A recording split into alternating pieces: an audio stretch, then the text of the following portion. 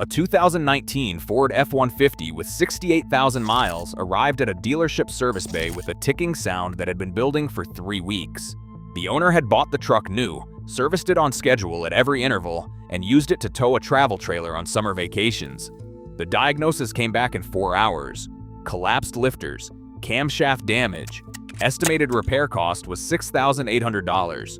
Warranty expired at 60,000 miles.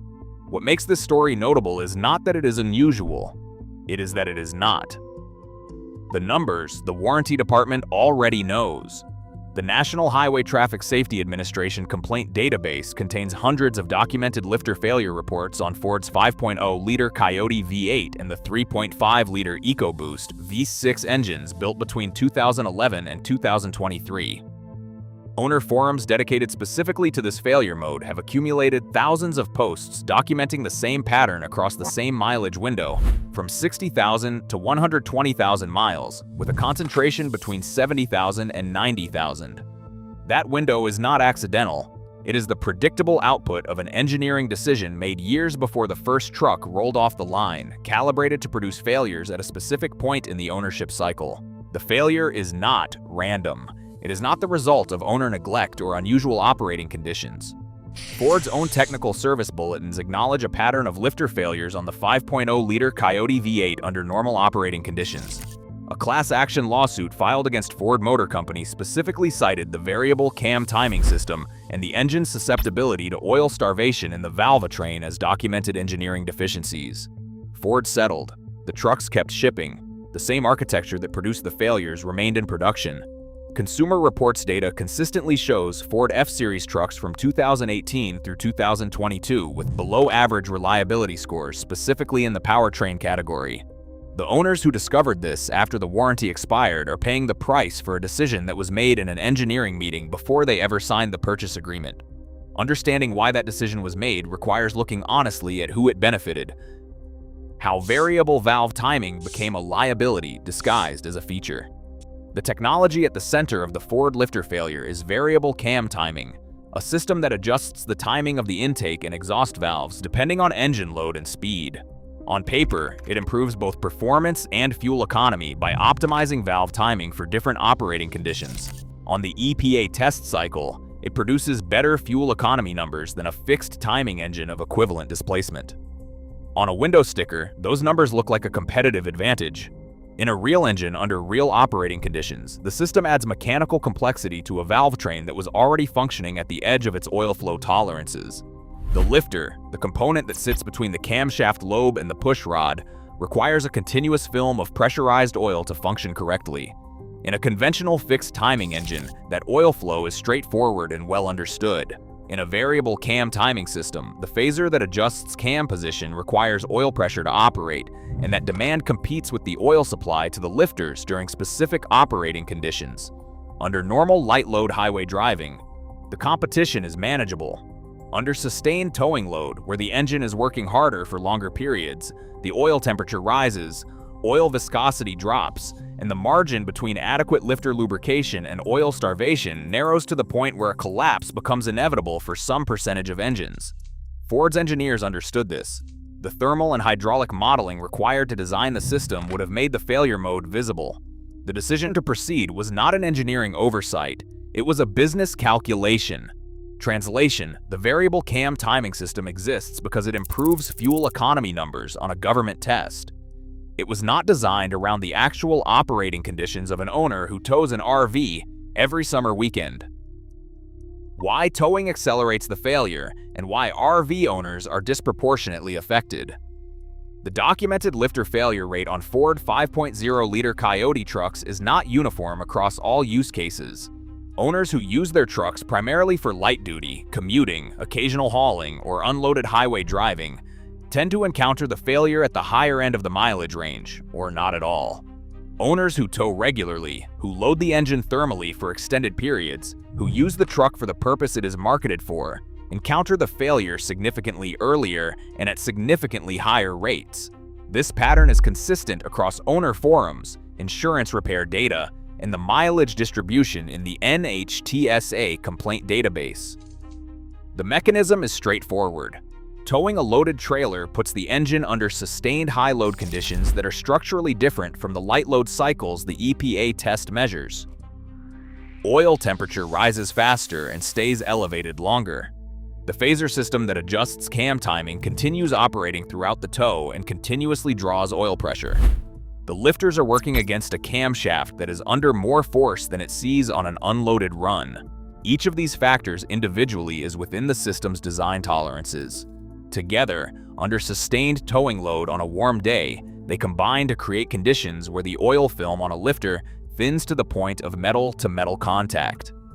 That contact event is a collapse. The camshaft lobe that the collapsed lifter was following is now being ground against a component that can no longer maintain separation. The damage propagates across the valve train in hours. What was a $200 lifter replacement 2 weeks earlier is now a $7,000 engine rebuild. The truck was doing exactly what the window sticker said it could do. The engine was not designed to do it indefinitely. The warranty architecture that transfers the risk to you. The standard Ford powertrain warranty covers 5 years or 60,000 miles, whichever comes first. The documented lifter failure window begins at approximately 60,000 to 70,000 miles and peaks between 70,000 and 90,000 miles. That overlap is not coincidence. It results from a warranty coverage boundary calibrated close to the failure window, close enough to catch some claims while excluding the majority. An owner who hits the failure at 65,000 miles is inside the warranty and gets a repair at no cost. An owner who hits it at 75,000 miles pays $6,000 to $8,000 out of pocket for a failure caused by the same engineering decision made in the same meeting, on the same vehicle, with the same architecture. Extended warranty products available at the point of sale are frequently the dealer's answer to this vulnerability. The markup on extended warranty products at Ford dealerships runs 200 to 300% above what the dealer pays for the coverage. The owner who was offered the extended warranty at signing and declined is now being told that the coverage they did not purchase would have covered this exact repair. That framing is technically accurate and strategically misleading. The accurate framing is that Ford produced an engine with a documented failure mode that concentrates in a mileage window conveniently located just past the standard warranty boundary.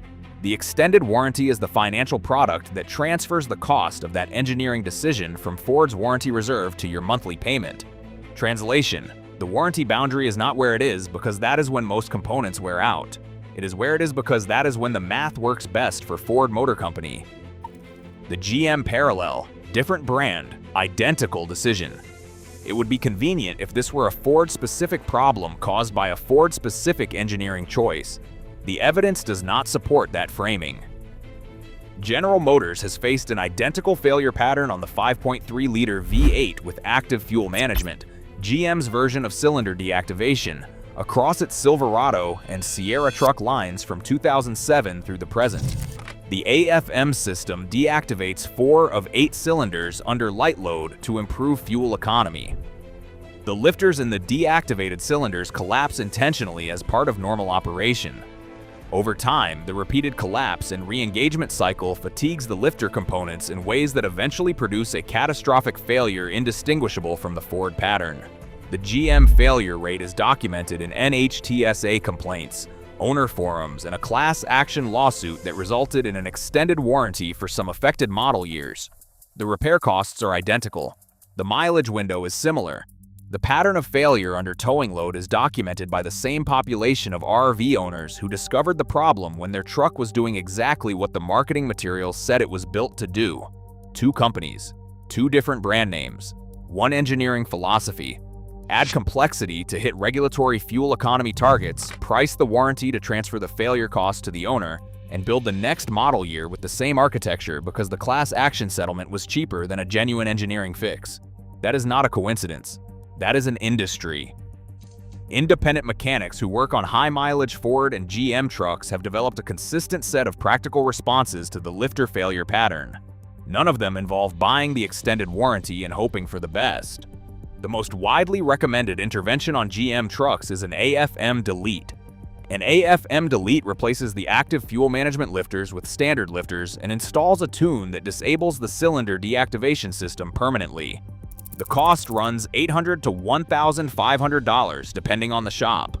The result is an engine that no longer cycles through the failure-prone deactivation sequence, and long-term owner tracking studies show significantly lower lifter failure rates. Fuel economy drops by approximately 1 to 2 miles per gallon. Engine longevity improves measurably. For Ford trucks with the 5.0-liter Coyote, the intervention is less standardized because the failure mechanism is different. The failure mechanism is oil starvation in the variable cam timing system rather than cyclic lifter collapse, but the practical advice from mechanics who see these failures regularly is consistent. Shorten your oil change intervals significantly below Ford's recommended schedule, particularly if you tow regularly. Use a high-quality full synthetic oil at the viscosity specification. Monitor for the early ticking sound that precedes collapse by weeks to months, and address it immediately rather than waiting. If you have a high-mileage Coyote that has not yet failed, a proactive cam phaser and lifter inspection before 80,000 miles is cheaper than the repair that follows a collapse. None of this information appears in the owner's manual. It is the accumulated knowledge of mechanics who have been cleaning up the output of this engineering decision for a decade. You are the final quality control stage in a process that ended when the truck left the factory. The information you were not given at the dealership is the information that determines whether you pay for the failure. What to buy instead, and what to ask before you sign. The failure pattern documented across Ford and GM gasoline. Vive 8 trucks from 2007 through 2022 is not present in every engine available in the same body styles. The Ford 7.3-liter Godzilla 5.8 introduced in 2020 uses a pushrod architecture with no variable cam timing system and no cylinder deactivation. It is a deliberate step backward from the regulatory optimization engineering that produced the lifter failures. Ford built it because the failure rates in heavy-duty applications of the more complex engines were becoming a reputational and warranty liability that outweighed the fuel economy gains. The Godzilla fuel economy is poor. Its documented reliability in hard towing applications is significantly better than the engines it supplements. On the GM side, the pre-active fuel management 6.0-liter Vortec in iron block configuration, found in 2500 HD and 3500 HD trucks from 2007 through approximately 2014 before the cylinder deactivation hardware became standard, has the failure mode entirely absent. The engine runs on all 8 cylinders all the time. There is no deactivation cycle to fatigue the lifters. Mechanics who work on high-mileage trucks call it the cockroach engine because it refuses to fail through normal use. The Ram 2500 and 3500 with the Cummins turbo diesel sidestep the entire gasoline lifter failure issue through a fundamentally different engineering architecture. If you are buying a used truck for RV towing and the engine in the listing is a Ford 5.0-liter Coyote or a GM 5.3-liter with active fuel management from the model years in the failure window, the question is not whether it will eventually need the repair. The question is whether the current owner has already paid for it and what documentation they have. That question belongs in the negotiation, not in the service bay 3 years later. The Ford and GM lifter failure is not a manufacturing defect in the conventional sense. It is the predictable consequence of engineering decisions made to satisfy regulatory fuel economy targets, documented in the thermal and hydraulic modeling that preceded production, and insulated from financial consequence by warranty boundaries calibrated to transfer the repair cost to the owner at precisely the mileage window where failures concentrate. The owners paying $6,000 to $8,000 for repairs are not victims of bad luck. They are the recipients of a calculated risk that someone else decided to take on their behalf without disclosing it. Understanding that is not pessimism. It is the starting point for buying a tow vehicle that was actually engineered around what you intend to do with it. If this investigation changed how you read an engine specification or a warranty document, subscribe to this channel. We publish 1 forensic audit per week into the engineering decisions, material choices, and warranty structures that the truck and RV industry counts on you discovering only after the contract is signed. The next investigation is already running. Do not miss it.